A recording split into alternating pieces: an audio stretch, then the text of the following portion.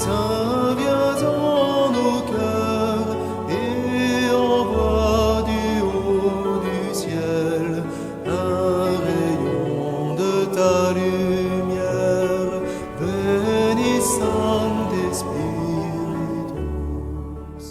Frères et sœurs dans le Christ, avant son ascension, Jésus disait à ses disciples: vous serez mes témoins dans Jérusalem, dans toute la Judée, la Samarie et jusqu'au bout du monde.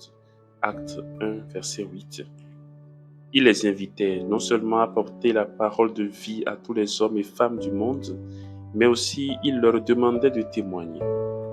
Oui, chers amis, c'était l'une des dernières recommandations du Christ à ses apôtres. L'évangile de ce jour dévoile le style de témoignage qu'exige la vie du disciple du Christ. Avec lui, en effet, le témoignage est un martyre. D'ailleurs, en grec, témoigner se dit martyreo. Témoigner pour le Christ, c'est donc accepter la persécution, la souffrance, la haine, le rejet, la ségrégation, les calomnies de la part de beaucoup.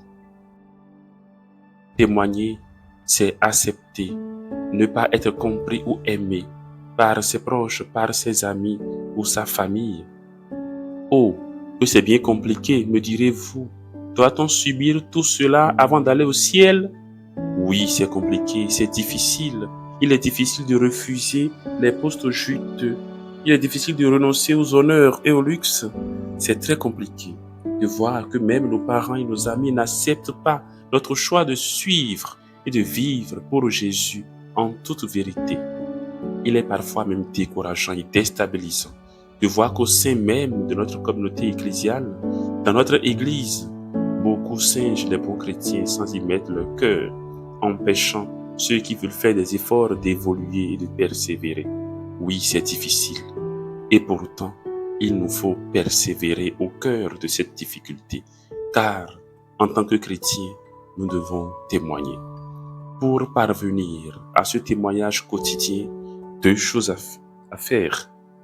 La première, changer d'abord. Il nous faut changer nous-mêmes afin de cesser d'être un frein pour les autres.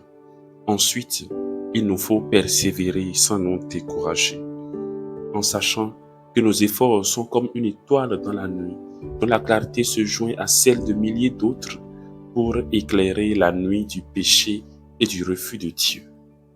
Aujourd'hui, acceptons tout par amour pour Dieu. Que le Seigneur nous donne la force de persévérer jour après jour. Amen.